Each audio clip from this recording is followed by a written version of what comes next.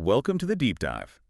Today we're digging into something that honestly sounds straight out of classic sci-fi. We're talking about going back to the moon, but not, just for flags or footprints this time. We're talking about a huge industrial mining operation. Yeah, a really ambitious one. And the target isn't what you might expect, like gold or water. It's a single, very specific, very rare atom. Helium-3. Helium-3, okay. Yeah. So this connects moon dust to, well, potentially the future of energy and computing. That's exactly it. And you really need to grasp the sheer scale of what we're talking about here. Most people know helium-4, right? Balloons, squeaky voices, inert gas. But He3, it's different. It's this exotic isotope. Still two protons, like all helium, but just one neutron. And that one missing neutron changes everything, apparently. Because here on Earth, He3 is, well, incredibly scarce, like critically scarce. That's putting it mildly. We only make about, 25 kilograms a year? Yeah, and mostly from decommissioning old nuclear weapons. It's hardly a sustainable supply chain. Not for any kind of global tech push, no way. Which is exactly why the moon is suddenly center stage again. It's like the new space race, but for resources. And the resource estimates are just mind-boggling. What are the sources saying? NASA's figure is. NASA's looking at maybe 1.1 million tons minimum, lodged in that lunar regolith, the surface dust, but some experts think the accessible amount could be closer to 2.6 million tons. Okay, 2.6 million tons. Let's try to put that into perspective for you. There's this amazing aha stat in the materials we looked at. Get this. If you could actually get deuterium helium-3 fusion working, just 1 gram of He3 could power a city the size of New York for a whole year. 1 gram. It's almost unbelievable. That's the ultimate prize, the long game. Yeah. So yeah, our goal today is to cut through the hype a bit, demystify this isotope, connect the dots, lunar dust, clean energy potential, and crucially, its role in quantum computing right now. Okay, let's dive in. Why the moon? Why does it have all this He3 collecting dust for, 4.5 billion years and Earth doesn't? Well, it boils down to planetary physics, really. The moon's kind of naked, defensively speaking. Yeah. Earth, we've got this thick atmosphere, right? And a strong magnetic field, the magnetosphere. Our shields. Keeps out the nasty stuff from the sun. Exactly. Deflects charged particles, cosmic rays, and importantly, the solar wind. In that solar wind, the thing we're shielded from is packed with He3. Rich in it. But the moon, no atmosphere to speak of, no global magnetic field. So for billions of years, that solar wind has just been constantly slamming into the lunar surface. Wow, just embedding He3 particles directly into the dust. Just collecting it. The moon's basically been acting like this giant passive particle collector for eons. But the concentration is still super low, right? Like parts per billion? Oh, incredibly low. Maybe 10 to 20 parts per billion in the regolith. It's not like scooping up nuggets. But spread that over the entire moon. Yeah. And you get those huge numbers, that 2.6 million ton figure. Yeah. The sources suggest that's enough He3 to power the whole planet for maybe 10,000 years at current rates. That's the calculation, yeah. And you see these wild potential values thrown around, up to $3 trillion per ton. Okay, hold on. $3 trillion a ton. That sounds, well, let's be honest, that sounds like a number designed to get investors excited. Who sets that price? It has to be based on fusion power being a done deal, which, let's face it, it isn't yet. That's a really fair point. It's definitely an aspirational evaluation. It hinges entirely on D3 fusion becoming a reality. But the resource itself, that's real. We know it's there. Remember China's Chang'e 5 mission back in 2022? Right, they found that new mineral. Changed it to 1. Exactly. And it contained He3. That was physical confirmation. It's locked in the minerals. It's extractable. Okay, so the resource is real. Let's talk applications. The big one, the dream. Yeah. Clean energy, He3 fusion. Right. And the key thing to understand here is how it's different from the main fusion approach people are working on now, which is deuterium-tritium, or DT. DT fusion. Right. So that's the one that creates neutrons, right? Nasty, high-energy, radioactive neutrons. Precisely. And those neutrons are a huge engineering headache. They fly off carrying the energy, but they also damage the reactor walls, make materials radioactive, require massive shielding. Creates a waste problem, limits efficiency because you still have to capture the heat indirectly, like a normal power plant. Correct. You end up using steam turbines, same old story. But here's the beauty of DH3. When deuterium fuses with helium-3, you don't get neutrons, you get charged protons. Protons instead of neutrons. Why is that so much better? Because they're charged. Exactly. Charged particles can be controlled by magnetic fields. This means, theoretically, you could capture the energy from the fusion reaction directly, convert it straight into electricity. Ah, so you bypass the whole inefficient steam cycle. You bypass it entirely. That's how you get those projections of like 70% efficiency. 70% compared to maybe 30–40% for traditional plants. And minimal radioactive waste. Minimal radioactive residue. It tackles the efficiency problem and the waste problem in one go. It's incredibly elegant. Okay, this sounds amazing. What's the timeline? Is this decades away, centuries? Well, there was a paper in Fusion Engineering and Design just last year, 2023. They modeled He-3 tokamak reactors. Their prediction was energetic break-even making more energy than you put in could happen by 2040. 2040, that's surprisingly soon. But that timeline depends completely on getting a reliable, large-scale supply of He-3 from the moon. Right. No lunar He-3, no D-He-3 fusion breakthrough by 2040. Pretty much. The physics works, the engineering might work, but it all needs the fuel. Okay. So fusion is the massive, maybe transformational long-term goal. But there's a much more immediate crisis, apparently. Yeah. Happening right now in quantum computing, cooling the quantum chaos. Yeah, quantum chaos is a good way to put it. The physics involved in quantum computing is just extreme. Qubits, the basic units of quantum computation, are ridiculously sensitive. Fragile things. Incredibly fragile, especially to heat, thermal noise. Even a tiny bit of extra warmth, like 1 degree Kelvin, can make them decohere. Decohere meaning they just stop working. Yeah. Lose their quantum state. Exactly. They collapse back into classical bits.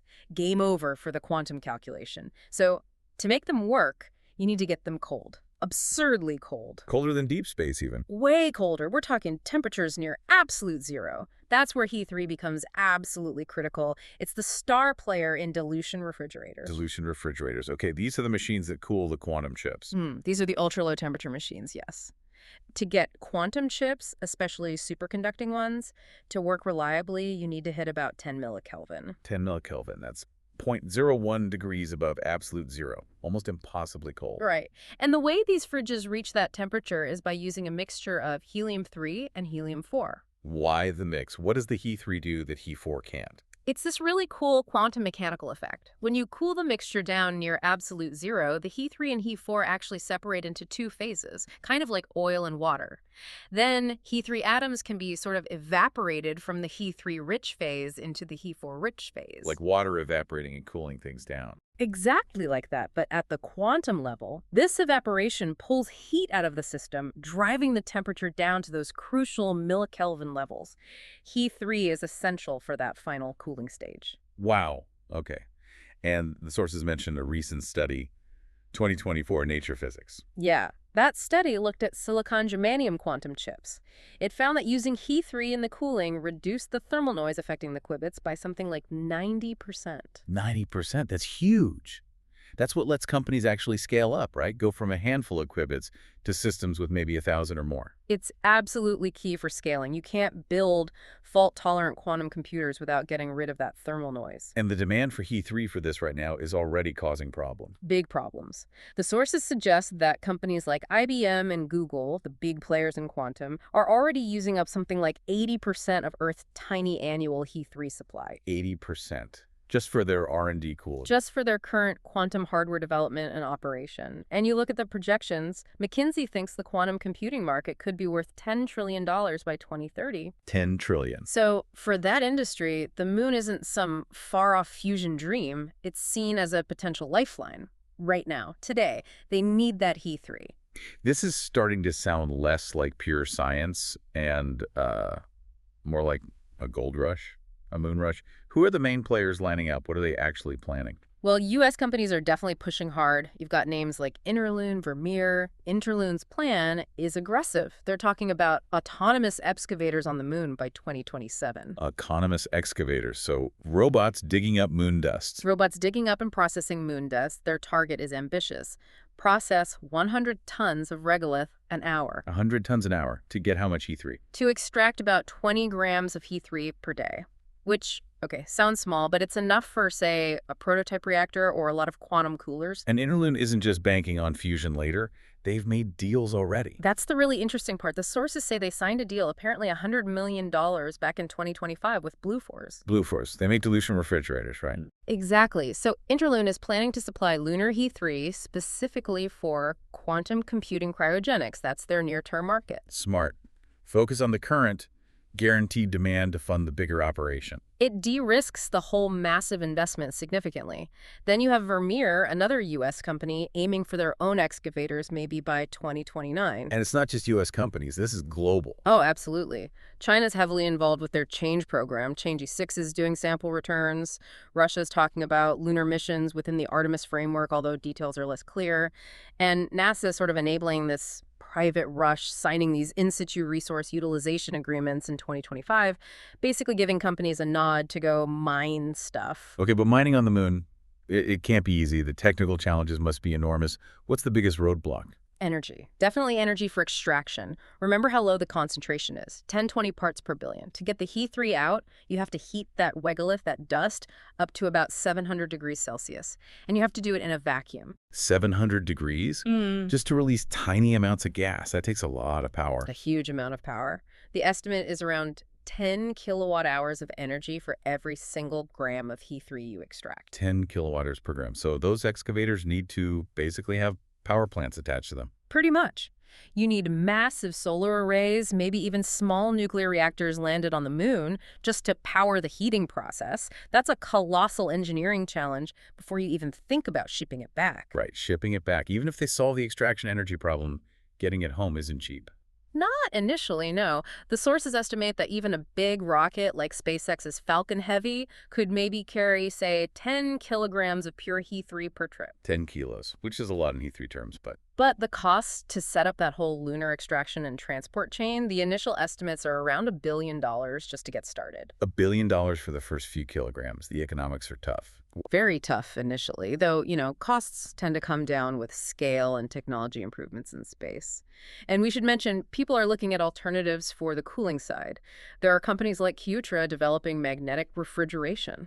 Ah, so maybe we won't need He3 forever for quantum. Possibly down the line. But even Qtra acknowledges that right now, for reaching those absolute lowest temperatures needed for the most advanced qubits, He3 is basically irreplaceable. Okay, so massive technical hurdles, challenging economics, but maybe the biggest obstacles aren't technical at all. They're ethical, regulatory. Yeah, this is where it gets really complex and, frankly, quite contentious. You've got this clash between international space law and this new commercial drive. What's the specific issue? The Outer Space Treaty? Partly. The Outer Space Treaty from the 60s says celestial bodies aren't subject to national appropriation. You can't claim the moon. But then you have UN regulations, which apparently have some kind of prohibition on lunar appropriation that might expire around 2030.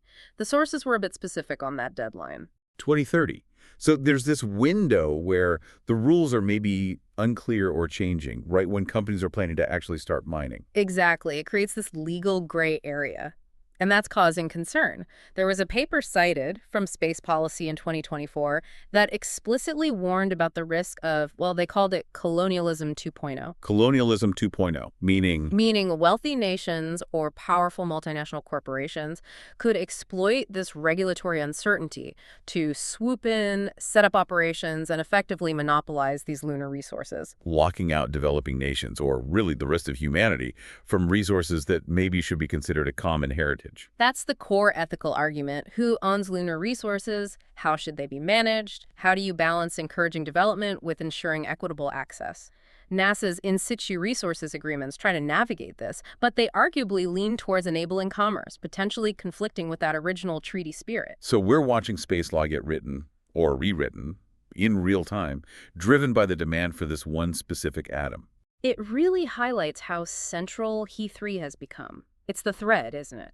It links the grand vision of limitless fusion power, the immediate need for quantum computing breakthroughs, which could solve huge problems like climate change or disease, and the practical steps needed for humanity to become a multi-planetary species. Yeah. The moon is shifting from, a place we visited once, a historical marker, to potentially being this vital cosmic supermarket. A cosmic supermarket, I like that. And it creates this fascinating feedback loop, too. We need He3 from the moon to build better quantum computers. And those super smart quantum computers could then help us design much more efficient ways to, say, mine the moon or achieve fusion. Precisely. The moon could fuel the intelligence that unlocks the moon's own resources more effectively. But that whole technological acceleration is running headlong into that 2030 regulatory question you mentioned, that deadline. It really is, yeah. Which leaves us with a pretty critical question to think about. If the current shortage of He3 on Earth is what's really pushing this lunar mining race, and we know these international rules about owning or appropriating moon resources might change or solidify around 2030, what practical steps actually need to happen now before that deadline hits to make sure this incredibly valuable resource is shared ethically and fairly, before the rules get set, maybe permanently, by whoever gets there first? Yeah. How do we avoid locking in inequality from the start? Something to definitely mull over. We'll leave you with that thought until our next deep dive.